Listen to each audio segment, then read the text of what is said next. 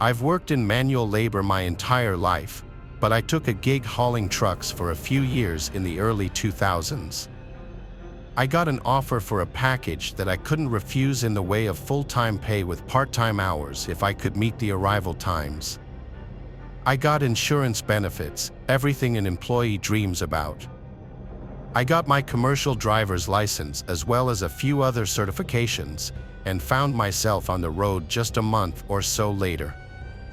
I had a lot of jobs where things got weird or just crazy, but one particular evening makes the others pale in comparison. I don't like stories with a lot of fluff, so I'm just going to jump right into it. I was on a return trip from Oregon to Minnesota. I had already made one delivery, hooked up a second, and was now technically on my way home. This was about the halfway point. Weather was great, I was feeling good and motivated. My time on that trip was well ahead of schedule, so I made sure not to push it or burn myself out. I found it super defeating to get home from a long haul and be too exhausted to enjoy it. It's always better to take a little time and stay level. I also have a bit of a heart condition, so heavy caffeine intake isn't an option for me. Most of my life has been all natural, using whatever remedy I could come up with to keep my energy up. The biggest influence was just a good diet, exercise, and a consistent sleep schedule.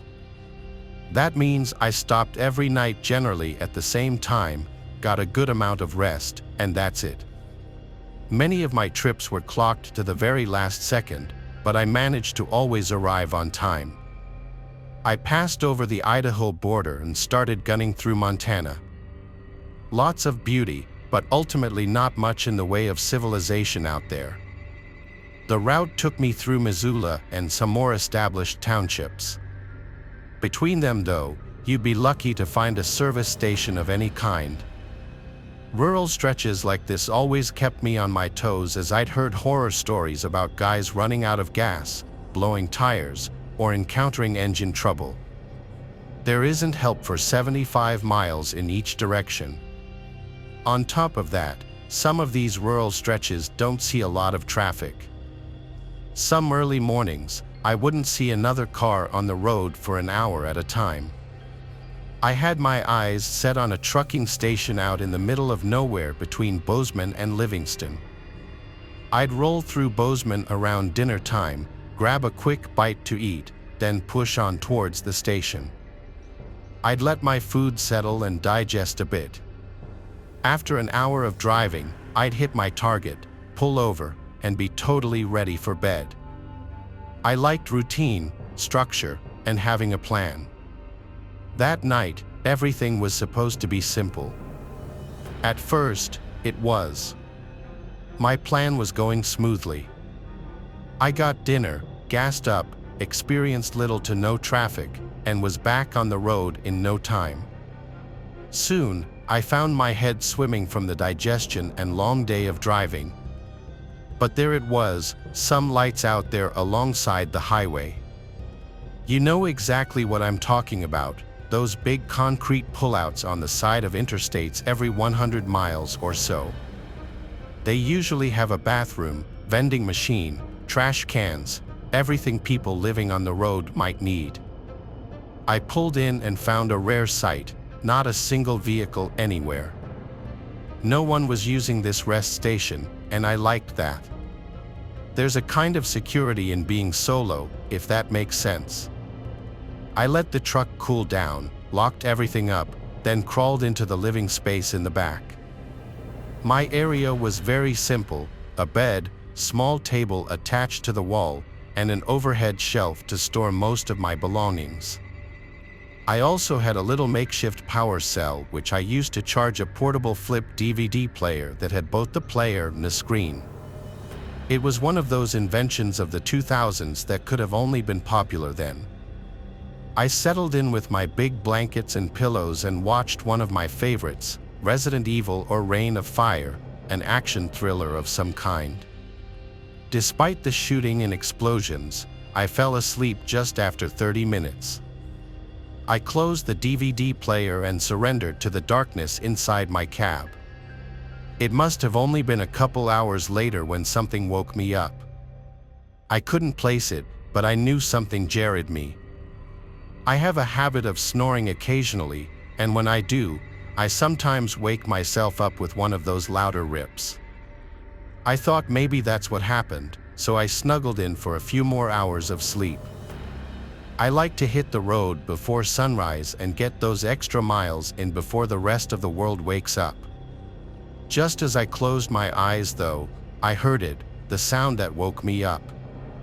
It wasn't a snore like I thought, but the abruptness of a cough. It came from somewhere beyond the cab, outside in the parking lot. It sounded partially muffled, maybe another trucker had pulled in and I just simply hadn't heard the rumble. Really didn't seem that likely, but I guess anything is possible, right? I wanted to be sure of what I heard, so I turned on the small overhead light. The second that flicked on, I could hear shoes slapping the asphalt and the sound of someone running away. As I listened, the footsteps faded a bit. The person was running away from my truck. They must have seen the light come on and reacted to that. But at this point, I'm now on high alert. I turned the light off so as not to give away my position within the truck. As long as it's dark, it's almost impossible to see in the depth of the sleeping cab, so I used that to my advantage. Looking out, I surveyed the parking lot and found something unusual, an older van parked across the lot, sitting angled so the broadside faced my windshield. Definitely weird, as I was 100% alone when I pulled in originally. That parking lot was empty. I tried to be reasonable though. Maybe he was walking his dog, having a smoke. Whatever the case, the person was likely a long-haul traveler just like myself. The guy was probably stretching his legs, doing a few laps of the parking lot when he accidentally woke me up. Once he saw the light, he realized that he made a mistake, then hightailed it back to his van. It really wasn't the most out-of-the-ordinary thing to happen at a truck stop. With a little apprehension, I let everything go and didn't investigate it any further. Despite my best efforts, I couldn't fall back asleep. Just as I started to drift off, I heard those footsteps again, and then what I thought sounded like someone tugging on the passenger side door handle. There was an unmistakable click, then the sway of someone stepping off the sidebar. Whoever I'd heard coughing was just trying to get inside my truck. At this point, all my alarms are going off in my head, and that structured, well-planned part of my brain is now scrambling. For whatever reason, and a lot of my friends have given me flack for it over the years, I didn't carry a gun on these truck hauls. I did have a short club that I used to check my tire pressure, and that was a great second option. At this point, I believed my best choice was to nut up and confront whoever was milling around the parking lot, let them know that my truck wasn't public property. All at once, I threw the passenger door open and clicked my flashlight on. I had a small, steady streamlight that could reach something like 30 yards, not with the puffy yellow flare of a cheap flashlight, but with a white, concentrated light. I swept it back and forth, saw nothing, so I started inspecting the truck and the trailer. I saw nothing at first glance, so I hopped down and did a full lap of the rig. Still nothing, not even underneath it. Only one option left now, time to go look at that van. I swept the flashlight around and started marching up to the rear. I wanted to see the license plate before I checked it out any further. As I went to eye the back of the bumper, I brought my light up so I could see. My eyes naturally went to the license plate, which was from South Dakota, but something else caught my attention. I couldn't place it at first, but as I kept looking, it all came into focus. Below the back of the van, near the far back tire, there was a pair of boots. Someone was crouched and hiding on the other side of it. Only the toe tips poked out, but it was enough for me to see what was going on. I left the light on the boots for 10 to 20 seconds, long enough for them to realize that they were exposed. I watched in disbelief as the boots slowly shuffled backward until they were completely hidden behind the tire. My stomach soured at the whole thing. This person clearly had ill intentions, and I wanted nothing to do with them. I wanted to say something, but I found myself completely speechless. I'm not confrontational. You may have gleaned that from my lack of a firearm. I didn't want to issue a threat to someone who might have the upper hand. I just backed up until I reached my truck, hopped in, and locked the door. I figured that encounter was enough. I got out and found them, who would come up and keep messing with me. We both knew what was going on at this point, so the mystery was completely over. Just some vagrant weirdo looking to make a score. Now that he knew the truck wasn't abandoned, I hoped that he would just move on. I sat for 45 minutes, and that van never moved. I didn't see anything move, no person, no door opening or closing. It's like they were still hiding behind that rear passenger tire. As the morning went on, though, sleep came and kissed me, and I knew I needed to get at least a couple more hours of rest if I wanted to have a successful day. My eyes started to droop, and soon I was snoozing.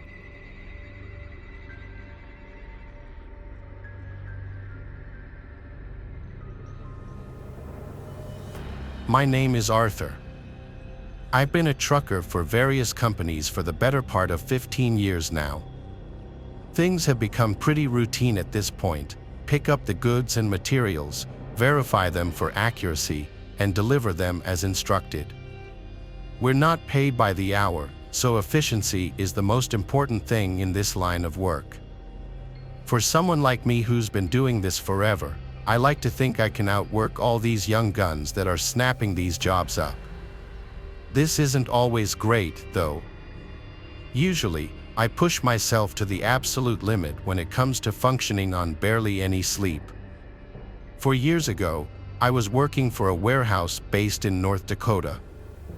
For anyone who doesn't know, North Dakota is one of the flattest states, which makes trucking a little easier.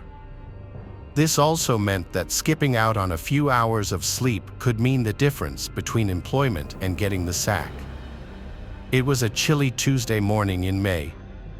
The beginning of the week meant that more loads needed to be shipped, which meant more work for me. I wanted to knock it all out in one shot, so I traced my route into Montana accordingly, planning on not stopping even once to sleep. I hit the road a few hours after lunch, expecting to reach my destination very early the next morning. I pushed the semi as much as possible, doing maybe a couple over the speed limit. It was getting late, and I remember rubbing the crust from my eyelids as the clock ticked past midnight. I was having trouble keeping my eyes open, but I only had about an hour left in this drive, so I gritted my teeth and kept going.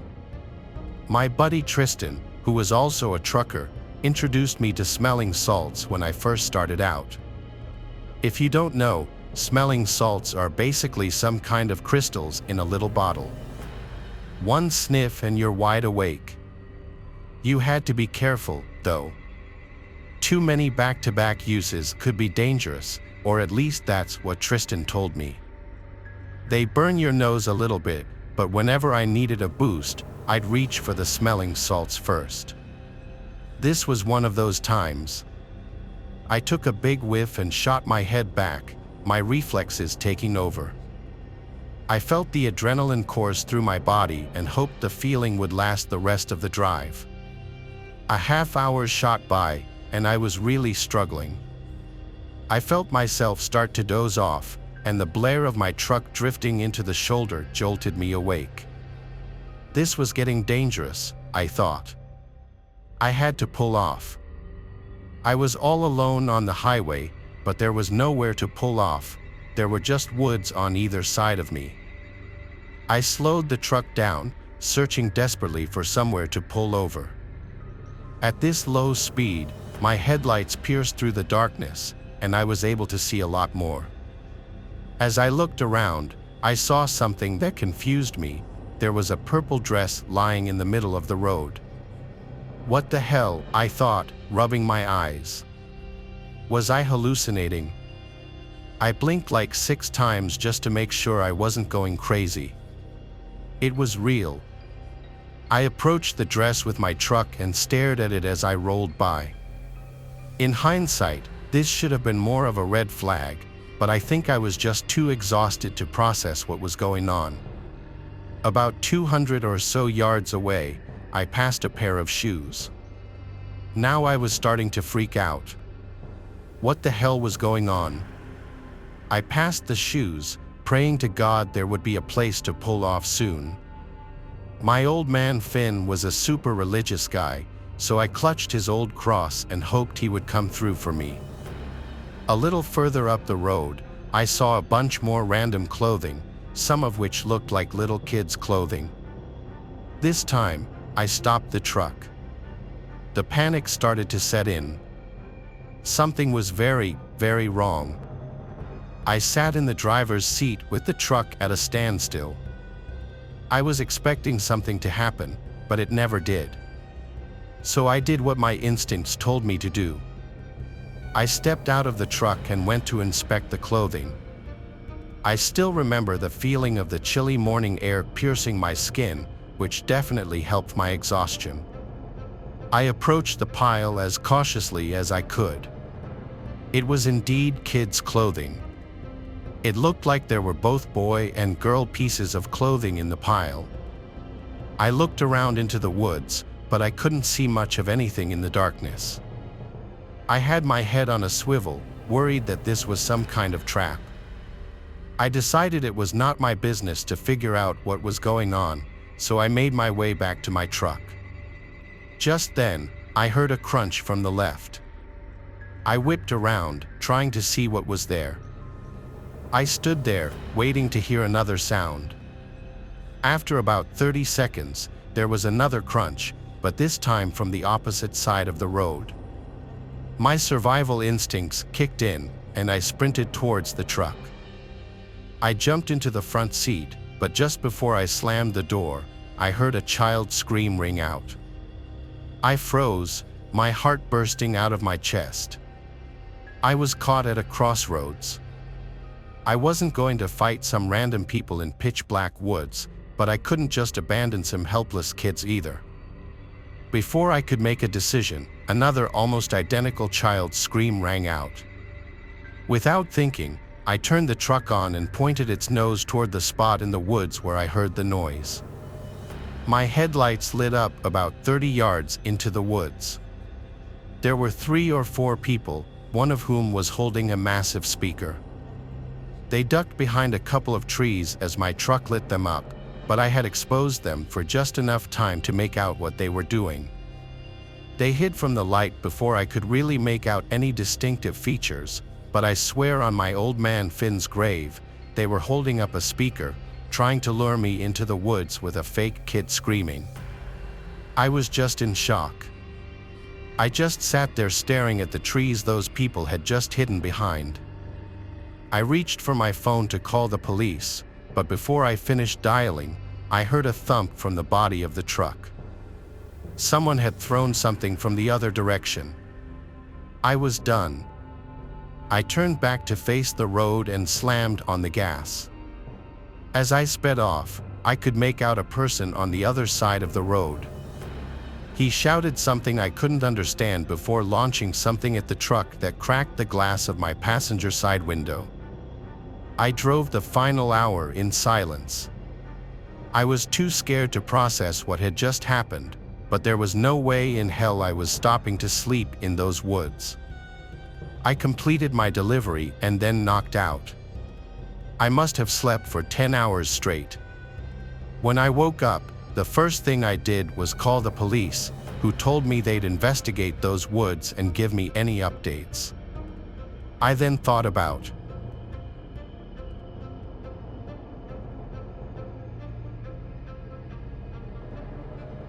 well, I would never hitchhike alone. I was 18 at the time and had just started college, living out of state on my own for the first time. I had a pretty sheltered life. I am also a female, so my first semester at my out-of-state college had just ended. It was May, and I was on my way home from my brother's wedding. I'm about an hour away from my current residence, with a little over 3 hours left of my trip.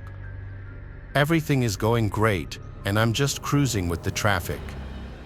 It was a notably busy day for that particular stretch of interstate, somewhere on I-40 in Tennessee. As I said, all was well until I checked my mirror. There was a truck a little farther back from the side of my car in the lane next to me. I could see his headlights in my passenger side mirror.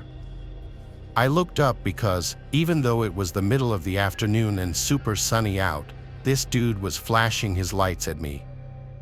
I tried to brush it off and assumed he just wanted to get into my lane, so I tried moving.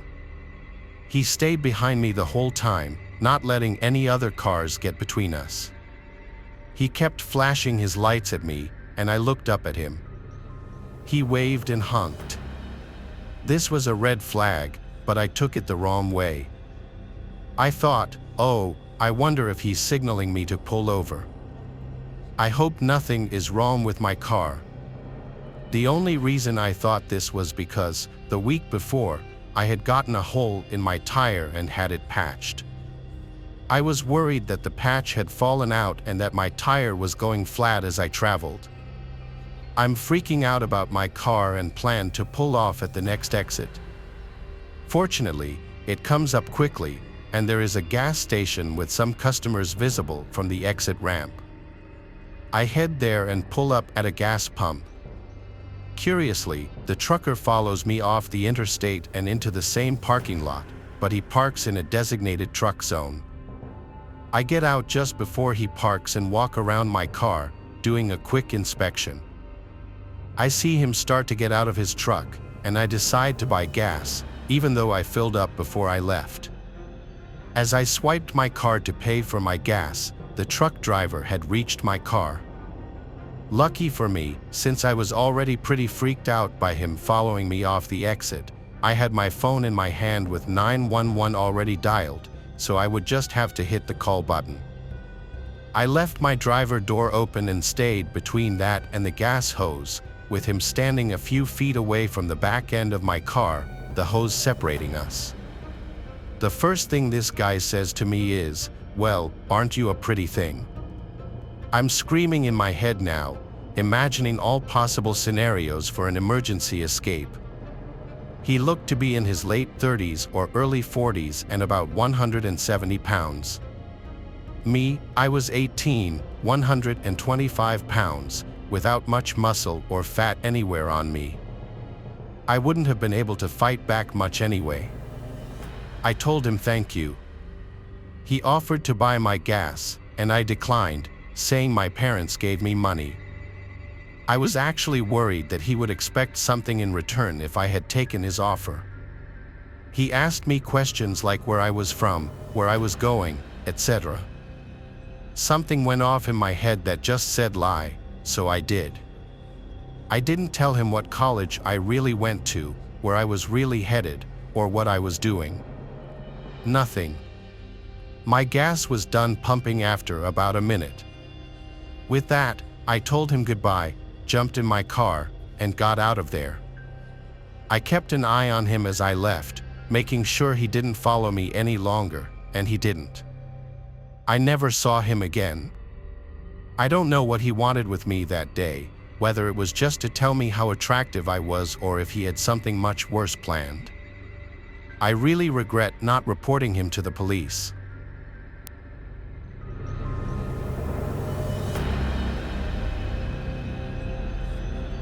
Thanks for watching the video. Subscribe to the channel and turn on notifications to watch the latest videos.